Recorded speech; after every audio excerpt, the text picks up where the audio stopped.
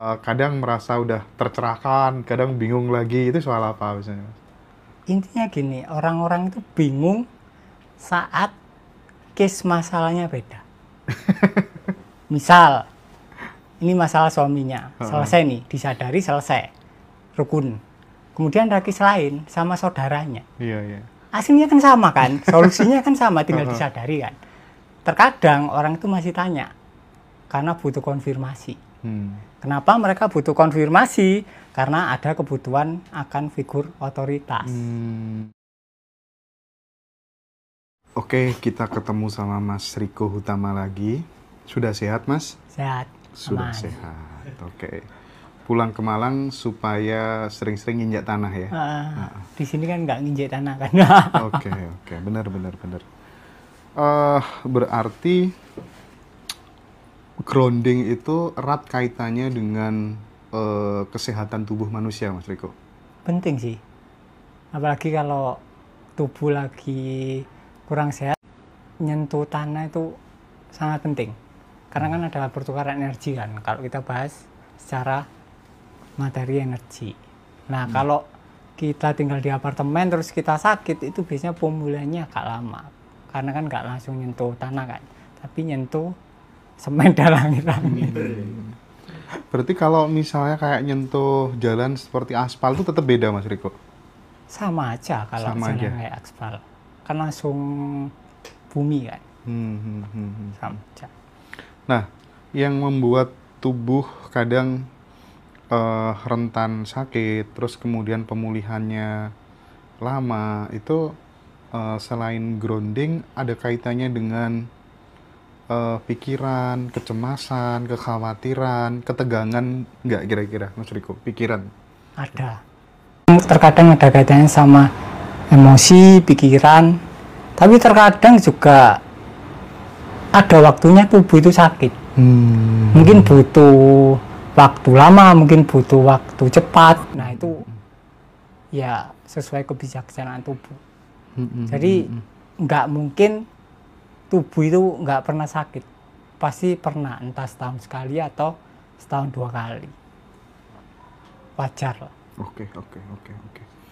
Jadi tugas kita adalah balik lagi adalah menerima, tidak melawan apapun yang ada, gitu ya Mas Riko ya? Yes.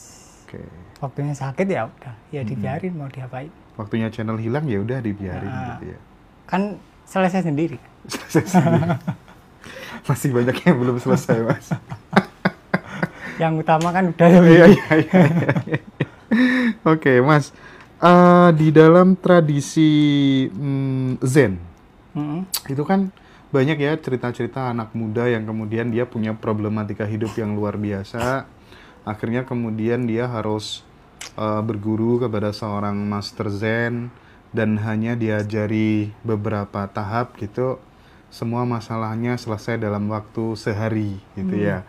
Nah, inti sari Zen yang kemudian bisa menyelesaikan berbagai macam masalah yang kemudian munculnya karena ekspresi dari pikiran, dari emosi, itu sebenarnya esensinya apa? Yang jika orang mau menerapkan langkah itu, masalah sebesar apapun bisa clear dalam waktu sehari, Mas Riko.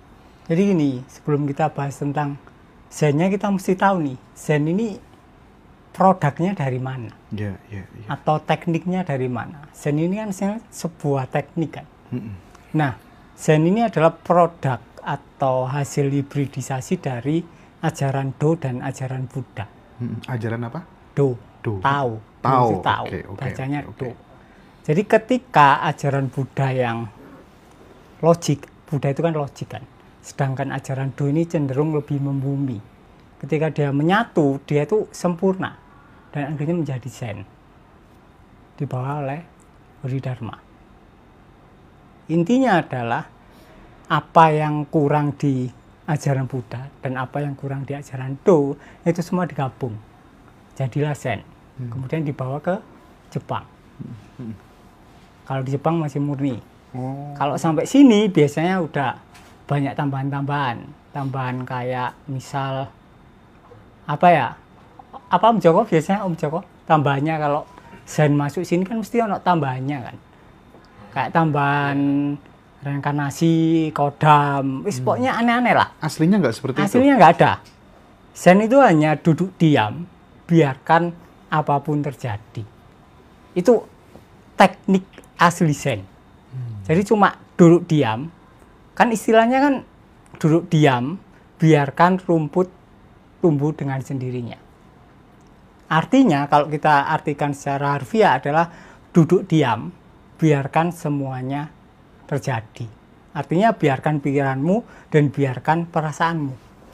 Jangan berusaha menyaksikan, cukup biarkan. Ya, biarkan penyaksian akan muncul dengan sendirinya tanpa berusaha menyaksikan. Nah, ini yang penting. Makanya kita selalu bilang biarkan perasaanmu, biarkan pikiranmu, jangan terlibat. Otomatis penyaksian muncul dari pintu belakang tanpa berusaha menyaksikan. Nah, pelan-pelan akhirnya kita tahu connect-nya atau ketangkasannya. Oh, ternyata aku yang ini, bukan yang itu. Nah, selesai. Mungkin hasilnya nggak sampai sehari, mungkin sejam. Sejam. Selesai. Kalau prakteknya benar. Tapi itu pun kadang setelah sejam ya naik turun. Kayak larut, terus enggak, larut balik ya. Perlu pembiasaan. Karena kan kita dari kecil kan terbiasa untuk mengira diri kita itu sebagai perasaan dan pikiran kan. Jadi pembiasaannya mungkin ya perlu waktu terkadang. Gradual. Itulah mungkin teman-teman yang udah ikut workshop letting in itu biasanya masih tetap harus komunikasi terus, WA terus dengan Mas Riko gitu. Itu seputar apa biasanya Mas yang bolak-balik ditanyakan atau kemudian kadang merasa udah tercerahkan, kadang bingung lagi, itu soal apa biasanya? Intinya gini, orang-orang itu bingung saat case masalahnya beda. Misal, ini masalah suaminya, selesai nih, disadari selesai, rukun. Kemudian ada case lain sama saudaranya. Iya. Aslinya kan sama kan, solusinya kan sama, tinggal disadari kan. Terkadang orang itu masih tanya, karena butuh konfirmasi. Kenapa mereka butuh konfirmasi? Karena ada kebutuhan akan figur otoritas. Nah, yang perlu disadari ya kebutuhan akan figur otoritas itu yang memang agak-agak bahaya. Kalau pas kalau pas gurunya agak-agak ya tinggal diputer-puter, dimanfaatkan kan? Oh iya kan? Iya. Intinya orang yang kena kena akal-akalan ini pasti orang yang kebutuhan akan figur otoritasnya tinggi. Itu adalah orang-orang yang waktu kecil terlalu banyak aturan dari orang tuanya. Tipsnya apa Mas Riko supaya kemudian orang-orang yang memiliki kebutuhan atas figur otoritas tinggi ini bisa direduksi, bisa diminimalisir gitu? Minimalisirnya ya waktu, kan rasanya gak enak kan ketika kita butuh konfirmasi ke orang kan, orang yang kita anggap lebih tahu. Itu kan kayak rasanya kayak ada urgensi yang sangat kuat kan. Nah, itu kita perlu diam, kemudian disadari. Ketika itu kita lakukan berulang beberapa kali, lama-lama itu hilang. Kemudian ya hilang, kebutuhan figur otoritasnya akan hilang. Kemudian semuanya jadi teman. Nggak ada lagi yang kayak kita anggap lebih tahu atau lebih sadar atau lebih berpengetahuan, kayak semuanya sama akhirnya. Semuanya ya aku, akhirnya begitu. Nah, menariknya gini Mas Riko, ketika kemudian kita udah tidak lagi menganggap bahwa figur otoritas menjadi penentu jalan hidup kita memilih untuk kemudian diam. Mas Riko kan sering mengatakan bahwa semua ajaran agama intinya adalah puncaknya adalah di pasrah gitu. Nah, ketika kemudian kita udah benar-benar pasrah, menerima apapun, kita tidak melawan dengan tarian kehidupan yang disajikan kepada kita gitu ya. Di fase itu sangat besar kemungkinan pikiran menjadi jernih, ide-ide baru bermunculan, atau kemudian disesuaikan dengan karakteristik orangnya, selalu mendapatkan intuisi, entah itu lewat mimpi atau apa, itu mulai terbuka atau enggak di fase kemudian kita udah menerima semuanya itu? Intinya ketika kita sadar, orangnya nggak ada. Jadi kalau soal insting, yang bisiki nggak ada, yang dibisiki nggak ada. Oke. Jadi ya kayak tiba-tiba ngeflow atau tiba-tiba muncul pikiran, tapi orang yang punya pikiran ini nggak ada. Tiba-tiba ya dilakuin aja pikirannya. Nah itu namanya spontanitas. Intinya ketika sadar orangnya nggak ada. Oke. Semuanya satu. Nggak ada pelakunya. Karena pelakunya adalah yaitu semua gerakan adalah ekspresi dari keheningan itu sendiri. Orangnya nggak ada. Hanya seakan-akan ada. Nah, tadi kan sempat disinggung tentang pikiran gitu ya. Ada yang mengatakan bahwa ketika kita sering berpikir negatif terus-menerus itu kan bisa meningkatkan kortisol kita kan naik dan dopamin menurun gitu ya. Nah, terus kemudian itu juga bisa berpengaruh terhadap ya kesehatan tubuh kita dan lain sebagainya, lebih rentan untuk sakit dan seterusnya gitu. Nah, dalam konteks kesadaran gitu, bagaimana kita sikap yang tepat kita ketika kemudian tiba-tiba muncul pikiran-pikiran negatif gitu. Itu harus dilawan atau dibiarkan saja? Karena ketika dibiarkan saja terus-menerus muncul itu kan juga riskan juga. Gimana tuh Mas? Intinya gini, ketika dilawan kita nggak tahu nih kenapa kok sampai ada pikiran negatif. Aslinya yang kita perlu tahu kan penyebabnya kan. Kenapa kok sampai muncul pikiran negatif. Tapi kita nggak mau tahu, langsung kita lawan. Berapa lama sih kita bisa ngelawan? Berarti kan itu sama kayak pikiran negatif. Kalau kita sering mikir seharian, berarti kan itu aslinya kondisi natural kita kan. Berarti ada sesuatu yang terjadi di area mental kan. Ketika kita lawan, mungkin kita mampu ngelawan 2 jam. Sisanya 22 jam berarti pikiran kita negatif. Yang ketarik ya tetap negatif. Karena cuma 2 jam yang kita ngelawan. Kecuali kita mampu 24 jam ngelawan, which is kayak nggak mungkin lah. Jadi yang paling gampang adalah dibiarkan pikirannya. Kemudian saksikan. Oke. Jadi kita tidak mungkin bisa menyaksikan tanpa membiarkan sesuatu tersebut. Kalau ada upaya manipulasi ya nggak mungkin kita menyaksikan, ya kan? Jadi dibiarkan, kemudian penyaksian terjadi. Kemudian entah itu nanti lenyap, kemudian muncul jeda, atau kalian dituntun ke emosi yang menyebabkan pikiran tersebut muncul. Pikiran kan muncul karena emosinya nggak kalian sadari kan. Itu adalah ekspresi dari pikiran berbentuk suara. Itu aslinya kan ngawe-ngawe kan. Ini loh, kamu ada sesuatu nih yang perlu diselesaikan, yang belum kamu selesaikan. Nah ya perlu diselesaikan, perlu disadar. Dalam bahasa bayi mungkin ketika kemudian kita sedang mengalami pikiran-pikiran negatif itu muncul, itu mungkin bisa nggak dibantu dengan aku sekarang lagi berpikir negatif itu, tapi aku di sini bukan ini ya, tapi yang ngawasi. Bisa nggak dengan kalimat-kalimat seperti itu bisa cukup membantu nggak? Di awal akan cukup membantu. Oke. Tapi di pertengahan itu jadi batu sandungan. Jadi batu sandungannya kenapa Mas Riko? Karena ketika kita kita berfokus di aku sedang, maksudnya aku ini kan aku yang palsu kan. Aku sedang marah. Lama-lama kita teridentifikasi dengan suara itu. Itu kan pikiran juga kan. Iya. Ada baiknya dua-duanya disadari. Nah, nanti kita ada kelas online sama offline nih Mas Joko ya. Online-nya di tanggal 22 April. Maret ya. Terus offline-nya April, 13 April ya teman-teman ya. Jadi online di 22 Maret itu nanti kita ada 2 hari kelas Zoom bersama Mas Riko. Udah banyak yang WA kemarin aku waktu bikin postingan di story.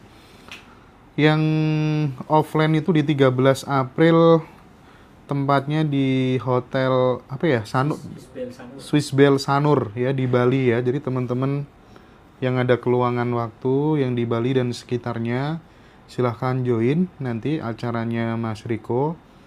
Di situ nanti teman-teman akan dipandu secara jelas gitu ya, praktik-praktiknya seperti apa.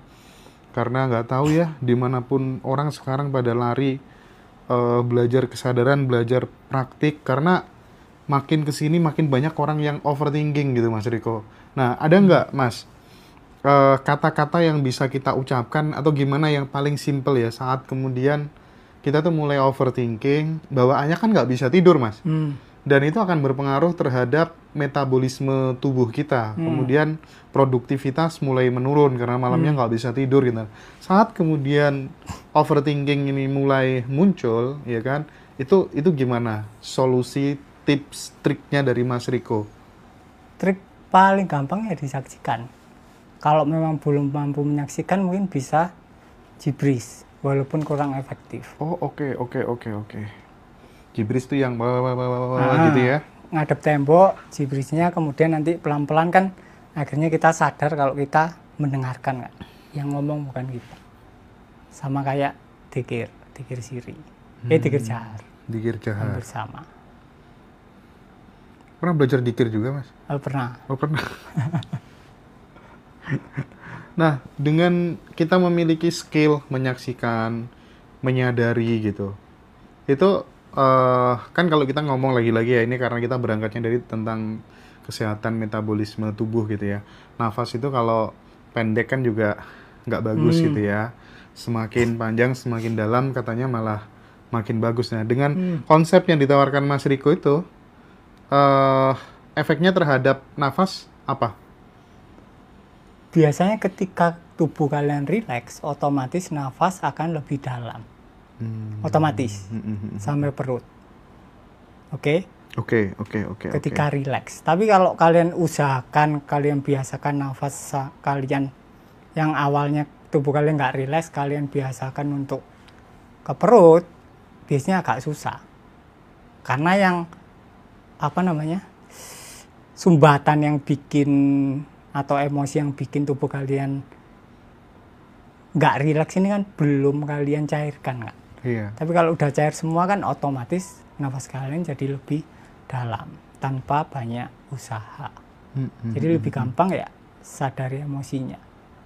Biarkan tubuh kalian lebih cair. Oke. Nah, pada saat lagi-lagi nih Mas, balik lagi ke orang yang sakit gitu Mas. Karena aku pengen konten ini bisa membantu teman-teman yang sedang mengalami penderitaan yang akibat sakit gitu ya. Ada perannya nggak sih Mas sebuah keyakinan, sebuah pengharapan, harapan bahwa keyakinan dan harapan akan sembuh itu berpengaruh nggak terhadap cepat pulih nggaknya kita pada saat sakit gitu? Tergantung pengharapannya ada counternya enggak. Maksudnya counter gimana? Misal sampean ada keinginan sembuh, kemudian ada counternya nih, perasaan nggak nyaman atau pikiran yang, lah tapi kan aku sakit, wah nggak mungkin sembuh ini, apalagi aku sakit kanker. Biasanya kan pasti ada counternya kan. Nah kalau ada counternya ya backfire, yang kejadian malah sebaliknya. Jadi lebih baik tanpa pengharapan, kalian sadari rasa yang tidak nyaman terkait rasa sakitnya, menurutku itu lebih efektif. Dan enggak kemungkinan backfire-nya itu minim. Nah, ada nggak misal ya, ketika kemudian ada sesuatu yang tidak kita inginkan terjadi, itu katanya secara alami ada bagian-bagian tubuh kita itu yang tidak enak. Nah, kemudian yang kita lakukan apa? Ketika misalnya kita pengen nih ngedeteksi tubuh kita nih, tubuh bagian mana nih yang sekiranya bermasalah, nggak enaknya gitu, kita scan kan. Nah, itu konsep itu gimana Mas? Seberapa berpengaruh untuk menyelesaikan problem hidup kita gitu? Misalnya kayak kita mendengar kabar buruk apa terjadi gitu, tiba-tiba di pikiran, aduh, tiba-tiba di leher, tiba-tiba itu gimana kalau pengalaman Mas Riko? Sangat bagus sih. Jadi ketika kalian ada sesuatu masalah, kemudian di leher nggak enak, kalian perlu sadari. Tapi ada satu hal yang menurutku penting. Kalau kalian, intinya kan sesuatu terjadi kan. aslinya itu netral, iya kan?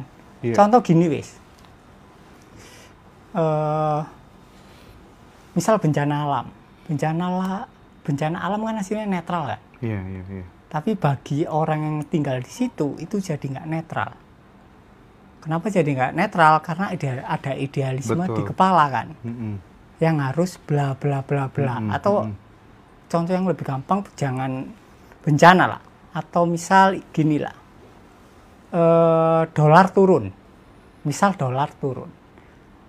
Kalau kita ada idealisme dan Ada konsep lah ya konsep, sebelumnya ya. oh konsepnya kan terbentuk karena untung dan rugi kan. Mm-mm. Misal aku nyimpen dolar, ya aku ada konsep ideal, wah dolar ya harus naik kan gitu kan. Tapi mereka yang nggak nyimpen dolar, nyimpennya misal pound sterling, ya beda. Hmm. Nah di situ kan ada idealisme di kepala. Menurutku itu yang sangat penting untuk disadari. Makanya penting untuk menyadari suara-suara pikiran. Ketika disadari suara pikiran, lama-lama dapat satori, dan menurutku itu sangat penting. Satori yang kalian peroleh melalui pikiran itu akan mempermudah kalian menyadari emosi. Kalau kalian belum dapat satori melalui pikiran, itu biasanya agak susah. Kayak kalian agak susah membedain mana membiarkan, mana menyadari, mana yang kalian itu berusaha melenyapkan tapi pakai teknik menyadari. Itu agak-agak tricky kan? Tapi harusnya kalian kerasa kalau kalian sudah pernah mengalami satori melalui pikiran. Satori itu apa mas katanya? Satori itu pencerahan sekilas. Contoh. Contoh, kita kan teridentifikasi dengan pikiran kan. Mm-mm. Kemudian kalian amati pikiran. Lama-lama ada jeda, di jeda kalian jatuh. Kembali ke aslinya kalian. Oh ternyata aku bukan itu tapi ini. Mm-mm. Tapi itu nomenanya cuma sekilas. Iya. Nggak permanen. Nggak permanen. Kalian baliknya pun juga agak ngawang, agak balik piye kayak Iya, gitulah. iya. Nah itu namanya satori. Tapi kalau kalian udah beberapa kali mengalami satori, akhirnya kalian dapat connect, ketangkasan. Ini yang penting. Ketangkasan artinya kalian sudah bisa balik. Oh ternyata baliknya gini doang. Nah itu. Yang penting adalah ketangkasan. Bukan soal jadi lebih sadar. Nggak ada. Sadar ya sadar, nggak ada tingkatannya. Mm-mm. Paling enak tuh kayak anak kecil ya sebenarnya ya. Iya, Nah, tanpa kan- konsep. Iya, tanpa konsep Iya itu. kan? Makanya ada tokoh bilang, kamu nggak akan bisa mengalami kebahagiaan yang sejati sebelum kamu bisa kembali seperti anak kecil, anak bayi lagi. Itu gimana tuh mas? Tentang Ya anak sama, intinya kayak Astawakra pun juga bilang, kecil. step terakhir dari pencerahan yang harus terjadi adalah kalian harus melupakan semua ajaran. Melupakan semua cara. Tanpa itu pencerahan tidak akan permanen. Hmm. Karena tubuh kalian atau mental kalian tidak bisa benar-benar rileks kalau masih menggendong pengetahuan. Iya. Ya kan? Ketika nggak benar-benar rileks, nggak 100% nih, 90% karena kalian masih ngendong pengetahuan, ya otomatis nggak sepenuhnya bisa balik. Mm-mm. Masih maju mundur. Karena terbebani itu tadi. Makanya penting untuk melupakan ajaran. Contoh gini lah, umpamanya kalau kalian nyebrang pakai perahu, setelah kalian sampai di seberang, ya masa kalian bawa perahunya? Ya kan enggak, kalian taruh, udah selesai, kalian main-main aja. Iya. Ya sama kayak gitu. Iya teman-teman ya, indahnya masa kecil kita ya. Kita harus balik lagi jadi anak kecil dalam konteks tertentu gitu ya. Oke, jadi kita nanti kumpul acara offline di Bali tanggal 13 April ya teman-teman. Yang online 2 hari dengan Mas Riko, workshop percaya penuh pada semesta, House of Letting In, itu di tanggal 22 Maret ya Mas Joko ya. 22 Maret 20 Oh 22-23 ya, 22-23 ya. Dan bagi teman-teman yang pengen e-book Lautan Keberlimpahan karyanya Mas Riko yang spektakuler itu, nanti bisa hubungi admin Ngaji Roso dan buku-buku yang lainnya gitu. Nah Mas Riko, Aku pengen geser ke ini apa? Banyak orang itu karena dari kecil kan hidup itu katanya harus sukses, harus ada pencapaian-pencapaian gitu ya, harus ada manifestasi-manifestasi yang terjadi. Pokoknya kita tuh butuh validasi, pengakuan dari orang lain gitu kan. Nah, sementara terkadang nih di perjalanan kita nggak bisa menikmati makna hidup, proses perjalanannya nggak bisa. Kita kehilangan yang namanya apa kebahagiaan. Terkadang kita hidup dengan penuh ketegangan, ya bahkan kehilangan kesehatan juga tidak sedikit gitu ya. Nah itu gimana Mas Riko? Intinya gini, ketika hidup ada tujuan, berarti kalian tidak benar-benar hidup. Karena Ketika tujuan hidup membuat, ada tujuan kita nggak benar-benar hidup. iya kan? Karena tujuan membuat kalian kelempar ke masa depan. Lari, kalian lari. Tubuh kalian di sini, tapi kan kalian udah nggak di sini. Iya, iya, iya. Entah itu ambisi, entah itu ambisi terhadap kesuksesan, kesehatan, dan lain-lain. Mayat hidup katanya. Mayat hidup, ya zombie. Zombie. Resident Evil. Intinya kan, waktu kecil kita itu ada namanya perasaan primal. Semua orang pasti punya. Ini kayak perasaan purba. Perasaan purba itu artinya adalah ketika zaman purba dulu kan malam kan gelap. Orang purba itu tinggal di mana itu, di gua. Dia kan harus tetap waspada kan.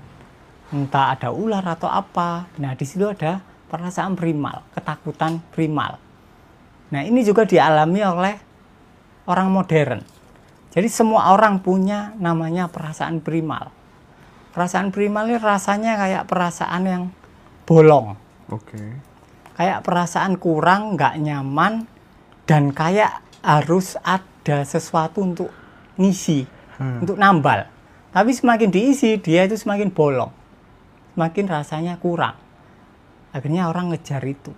Berusaha kayak nambal. Familiar nggak rasanya? Enggak. Kayak kita itu ada yang kurang. Dan kita harus kayak nambah-nambahi terus. Oh iya. Itu pasti semua orang familiar. Tapi nggak tahu itu perasaan apa. Iya, paham. Iya kan? Iya. Nah, sekali kita mampu menyadari itu, terusannya gampang. Emosi yang lain itu gampang. Oke. Karena emosi yang lain itu muncul dari emosi primal tersebut. Emosi primal. Itu yang agak susah disadari biasanya. Pusat dari segala emosi. Kayak emosi kurang dan pingin ditambal. Kayak ada yang bolong lah di dada. Dan harus diisi. Itu rasanya nggak enak. Kalau kalian mirroring, biasanya kerasa di hari ke-20. Hari? Ke-20. Hari ke-20. Biasanya baru kerasa. Kalau kalian peka. Nah, aku tuh sempet kan ada keterangan dari Mas Riko yang mengatakan bahwa menyadari hadir penuh di sini saat ini tuh nggak ada gunanya, kalau nggak salah lo ya. Terus pernah juga Mas Riko mengeluarkan statement hadir di sini saat ini tuh peripheral kinestetik gitu. Ini kan agak kontradiktif gitu.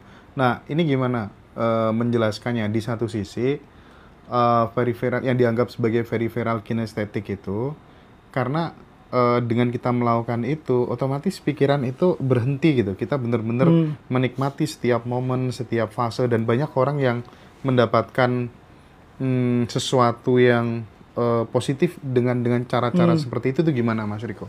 Intinya gini, yang jadi trikinya adalah ketika kita bahas hadir di sini saat ini, itu jatuhnya biasanya berusaha hadir di sini.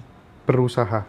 Padahal kita tidak pernah tidak ada dimanapun selain saat ini. Iya sih, benar. Kan ya tinggal santai, tinggal relax kan, gitu doang kan. Aslinya peripheral tuh relax. Tanpa berusaha peripheral. Makanya kan trikinya di situ kan, yang kita jelasin agak panjang di workshop itu aslinya soal itu. Nah, saat orang udah pasrah kan, ya relax penuh Mas. Relax penuh. Iya kan? pasti tiba-tiba very viral. Iya bener, secara otomatis gitu. Aku Pasti pernah kan. semua orang pernah very viral, cuma iya. dia nggak ngeh dan nggak tahu cara baliknya. Iya ya. Nah itu yang perlu. Nggak tahu cara baliknya. Nah itu yang perlu dibahas agak panjang dan bedanya dengan berusaha relax. Kan banyak buku how to relax, bagaimana cara relax. Ketika kalian ada usaha untuk relax, ya kalian tidak sedang relax. Nah itu yang perlu dibahas agak panjang. Itu yang akan tentang hal ini kan tidak semua orang punya skill, ya kan? Seberapa jauh nanti kemudian Mas Riko akan membreakdown tentang hal ini dan seberapa besar manfaat yang mungkin bakal dirasakan teman-teman baik di kelas online maupun offline itu biasanya gimana Mas Riko tentang hal ini? Intinya untuk kita bahasan ini very viral tuh biasanya 2 jam sendiri ya Om Joko ya? Iya. 2 jam sendiri dan diskusi di grup 2 bulan. Diskusi di grup biasanya 2 bulanan baru sepi. Tanda-tandanya kalau sepi udah mulai paham. Kalau sepi dan biasanya mulai muncul kata-kata yang mencerminkan kesadaran biasanya udah mulai banyak nih. Oh iya. Kemudian tahu. masukin member baru rame lagi. Tapi yang lama udah sepi. Kalau manfaatnya untuk orang nggak ada manfaatnya, karena ketika kalian sadarnya benar orangnya kagak ada. Entahlah manfaatnya buat siapa. Iya ya, bener ya. Orangnya nggak ada, orangnya mau bermanfaat buat siapa gitu ya.